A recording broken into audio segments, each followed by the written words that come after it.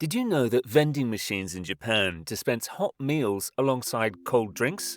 It's just like a sign of its unique and complex economy. But lately, even Japan's economic machinery seems to be undergoing a major adjustment. Japan's central bank has just made a historic shift. After years of negative interest rates, they've finally raised them. But what does this mean for the future of the Japanese economy? Let's find out. At one point, the economy was growing so fast that it seemed like surpassing the US as the world's biggest. After the devastation of World War II, Japan achieved something not short of an economic miracle from the 1960s to the early 1970s.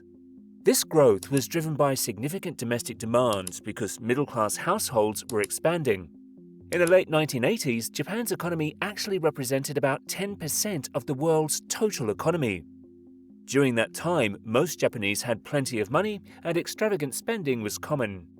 By the end of the 1980s, the stock market was continuously rising, reaching record highs. What was even more astonishing was the real estate prices. For instance, the value of Tokyo's Imperial Palace land was rumored to be equivalent to the price of the entire state of California. Then came the collapse. As one of its initial drastic actions, the Bank of Japan, BOJ, significantly raised interest rates in 1989, aiming to curb speculation and control inflation. The government also implemented measures to cool down the property sector. The Nikkei stock price index plummeted to half of its peak value, and real estate prices also dropped sharply. This resulted in a prolonged downturn. Authorities attempted to slow down the economy, but instead they brought it to a sudden halt.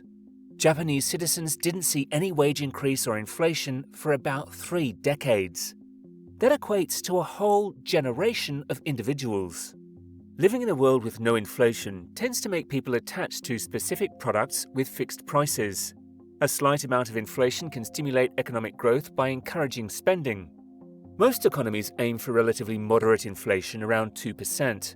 However, Japan's inflation remained below that level for an extended period. As the situation deteriorated, the BOJ followed the standard procedure for central banks, reducing interest rates.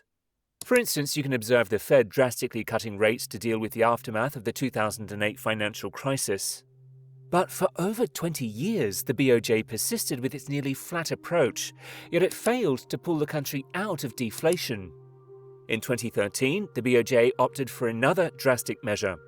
It introduced the quantitative and qualitative easing policy, an unconventional step involving the significant printing of cash and its injection into the market through aggressive purchases of Japanese government bonds. Initially, it showed success, but Japan encountered deflation once again a couple of years later, prompting the BOJ to return to its arsenal of strategies. In 2016, it implemented negative interest rates, a decision that sparked debate among economists. The primary objective was to discourage saving and penalize banks that held onto cash. However, this approach didn't yield the desired results either.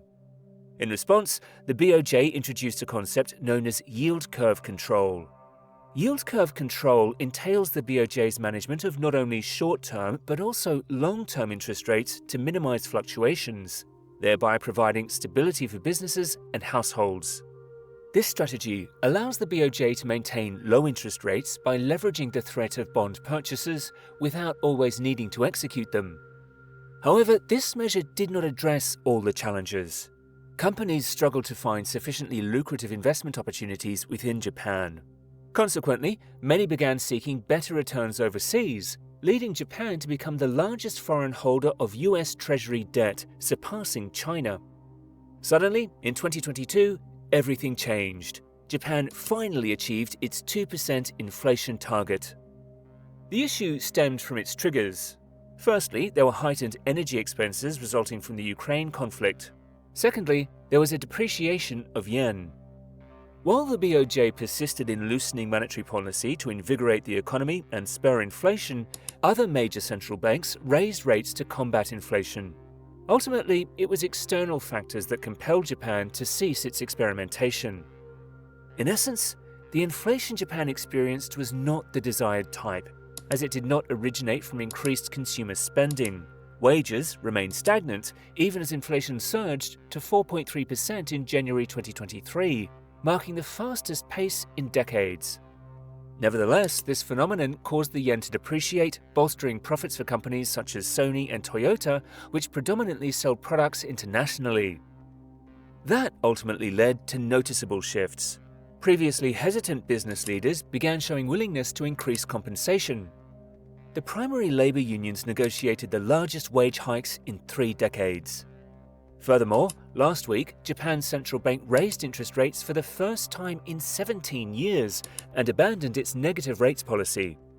Although the adjustment is largely symbolic, with rates still hovering close to zero, it has nevertheless initiated the possibility of something unprecedented in Japan for decades: a scenario where borrowing money will incur higher costs. Now, millions of Japanese individuals, ranging from small business proprietors to prospective home purchasers, are contemplating how to adjust to increased borrowing expenses following years of deflation, during which prices, wages, and borrowing costs remained largely stagnant. Certain business owners, particularly those heavily dependent on imports, anticipate that interest rate adjustments could potentially stabilize the weakening yen. The consistent depreciation of the currency has led to escalating expenses for food and fuel. Their adaptation strategies will carry significant ramifications in an economy where small and medium-sized enterprises employ approximately 70% of the workforce, and private consumption contributes to over half of the gross domestic product. And these developments signify a momentous change and denote the most pronounced retreat in one of the most assertive monetary easing endeavors globally. The actions taken by the BOJ also precede the upcoming interest rate decision by the US Federal Reserve later this week. However, the BOJ cautioned against aggressive rate hikes, stating that it foresees the maintenance of accommodative financial conditions for the foreseeable future, considering the fragile growth in the world's 4th largest economy. The BOJ increased its short-term interest rates to approximately 0% to 0.1%, from the previous negative 0.1% at the conclusion of its 2-day March policy gathering. Additionally, it discontinued its unconventional yield curve control strategy for Japanese government bonds, wherein the central bank adjusted longer-term interest rates through the buying and selling of bonds as required. Nevertheless, the central bank will persist in purchasing government bonds at a volume generally consistent with prior levels, presently around 6 trillion yen monthly. The BOJ stated that it would employ flexible measures such as heightened purchases of Japanese government bonds, JGBs, and fixed-rate acquisitions of JGBs, among other strategies, in response to a sudden surge in long-term interest rates. In terms of asset purchases and quantitative easing, the BOJ announced its intention to discontinue the acquisition of exchange-traded funds and Japanese real estate investment trusts. Furthermore, it committed to gradually decreasing its procurement of commercial paper and corporate bonds, with the objective of halting these acquisitions within approximately 1 year.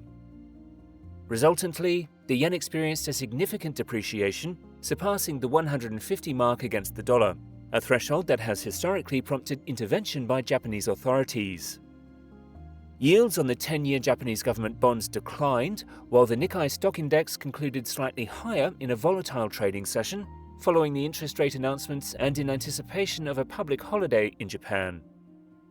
Financial markets underwent a repositioning phase in the preceding week, driven by domestic Japanese news reports and initial outcomes from wage negotiations, fueling speculation that the BOJ might expedite rate normalization by a month, preceding its scheduled April meeting. The ongoing Shantou spring wage discussions between Japan Inc. and its unionized workforce have thus far resulted in an average 3.7% increase in base pay, according to Rengo, Japan's largest federation of trade unions, in its initial provisional report released on Friday. This surge is even more substantial than last year's gains, which marked the most significant increase in 3 decades.